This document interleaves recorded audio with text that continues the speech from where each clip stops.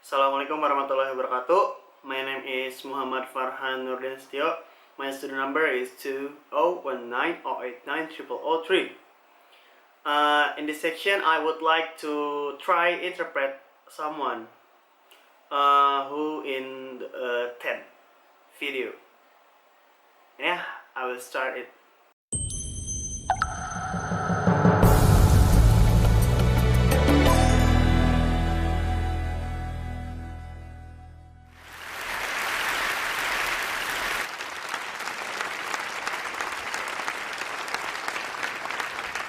When I was a kid, the disaster we worried about most was a nuclear war.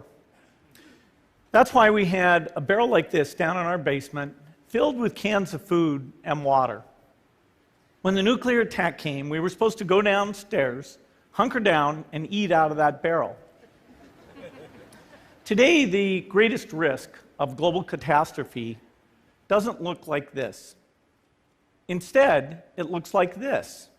Ketika saya masih kecil, bencana yang paling kami khawatirkan adalah perang nuklir. Itu sebabnya, kami memiliki tong seperti ini di ruang bawah tanah kami, diisi dengan kaleng, makanan, dan air. Ketika serangan nuklir datang, kami harus turun, berjongkok, dan makan dari tong itu. Hari ini, resiko terbesar dari bencana global tidak terlihat seperti ini. Akan tetapi, seperti ini. If anything kills over 10 million people in the next few decades, it's most likely to be a highly infectious virus rather than a war. Not missiles, but microbes. Now, part of the reason for this is that we have invested a huge amount in nuclear deterrence, but we've actually invested very little in a system to stop an epidemic. Jika ada yang membunuh lebih dari 10 juta orang dalam beberapa dekade mendatang, kemungkinan besar itu adalah virus yang sangat menular daripada perang. Bukan rudal, tapi mikroba. Sekarang, sebagian alasannya adalah karena kami telah menginvestasikan sejumlah besar dalam pencegahan nuklir. Tapi kami sebenarnya hanya berinvestasi sedikit dalam sistem untuk menghentikan epidemi. We're not ready for the next epidemic. Let's look at Ebola. I'm sure all of you read about it in the newspaper. Lots of tough challenges. I followed it carefully through the case analysis tools we use to track polio eradication. And as you look at what went on, the problem wasn't that there was a system that didn't work well enough. The problem was that we didn't have a system at all. Kita belum siap untuk epidemi selanjutnya. Mari kita lihat Ebola. Saya yakin Anda semua membacanya di surat kabar. Banyak tantangan berat. Saya mengikutinya dengan cermat melalui analisis kasus yang kami gunakan untuk melacak pemerasan polio.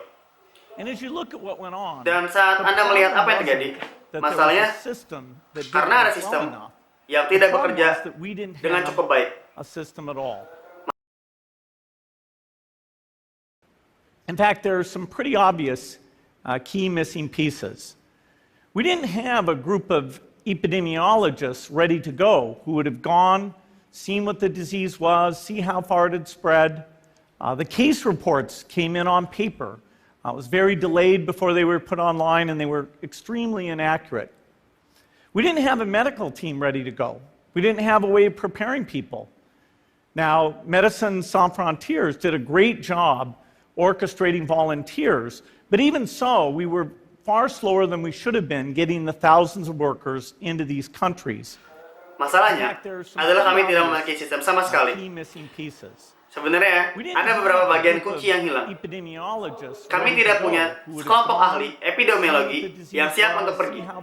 Siapa yang akan pergi, melihat awal penyakitnya, dan melihat seberapa jauh penyebarannya. Laporan kasus masuk di atas kertas sangat tertunda sebelum dipublikasikan dan sangat tidak akurat. Kami belum memiliki tim medis yang siap untuk pergi. Kami belum memiliki cara untuk mempersiapkan orang. Sekarang, Médecins Sans Frontières melakukan pekerjaan yang bagus dalam mengatur sukarelawan. Tapi meskipun demikian, kami jauh lebih lambat dari yang seharusnya kami dapatkan dalam memasukkan ribuan pekerja ke negara-negara ini. And a large epidemic would require us to have hundreds of thousands of workers. There was no one there to look at treatment approaches, no one to look at the diagnostics, no one to figure out what tools should be used. As an example, we could have taken the blood of survivors, processed it, and put that plasma back in people to protect them. But that was never tried. So there was a lot that was missing, and these things are really a global failure. And a large epidemic would require us to have hundreds of thousands of workers. Tidak ada seorang pun di sana untuk melihat pendekatan pengobatan. Tidak ada yang melihat diagnosa. Tidak ada seorang pun untuk mengetahui alat apa yang harus digunakan. Sebagai contoh, kita bisa saja mengambil darah orang yang selamat, memprosesnya, dan mengembalikan plasma itu kepada orang-orang untuk melindungi mereka. Tetapi itu tidak pernah dicoba. Jadi, ada banyak hal yang hilang, dan hal ini benar-benar merupakan kegagalan global. The WHO is funded to monitor epidemics, but not to do these things I talked about. Now, in the movies, it's quite different. There's a group of handsome epidemiologists ready to go. They move in, they save the day, but that's just pure Hollywood. WHO didanai untuk memantau epidemi, tetapi tidak untuk melakukan hal-hal yang saya bicarakan ini. Sekarang, di film, itu sangat berbeda. Ada sekelompok ahli epidemiologi, tangan yang siap bekerja. Dan seakan-akan mereka menyelamatkan hari itu. Tapi itu hanya film, Hollywood. The failure to prepare could allow the next epidemic to be dramatically more devastating than Ebola. Let's look at the progression of Ebola over this year. About 10,000 people died, and nearly all were in the 3 West African countries. There's 3 reasons why it didn't spread more. The first is there was a lot of heroic work by the health workers. They found the people and they prevented more infections. The second is the nature of the virus. Ebola does not spread through the air. And by the time you're contagious, most people are so sick that they're bedridden. Kegagalan saat penyiapan dapat membuat pandemi berikutnya menjadi lebih dahsyat to be dramatically more daripada than Ebola. Dan secara dramatis daripada Ebola. Let's look at the progression of Ebola Mari kita lihat over this perkembangan year. Ebola tahun ini. About 10,000 people Sekitar 10.000 orang meninggal dan hampir semuanya berada di 3 negara Afrika Barat. There's 3 reasons why it didn't Ada 3 spread more. alasan mengapa virus itu tidak menyebar lebih banyak. Pertama, banyak kerja heroik dari para petugas kesehatan. Mereka menemukan orang-orang dan mereka mencegah lebih banyak infeksi. Yang kedua adalah sifat virus.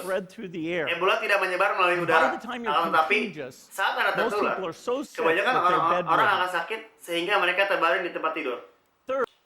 Ketiga,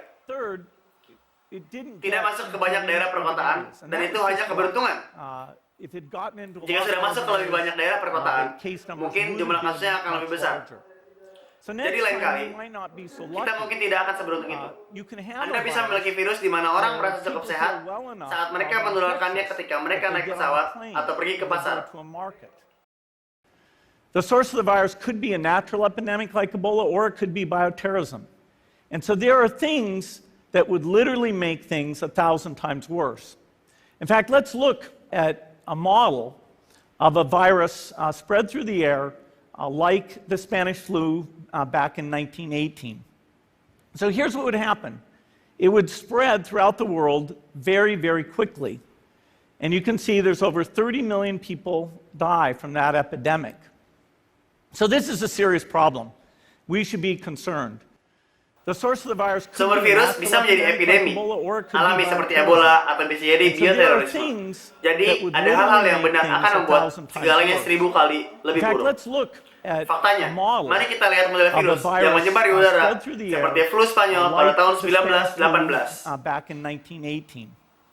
Jadi inilah yang akan terjadi. Itu akan menyebar ke seluruh dunia dengan sangat cepat. Dan Anda dapat melihat lebih dari 30 juta orang meninggal karena epidemi itu. Jadi ini adalah masalah serius. Jadi kita harus peduli.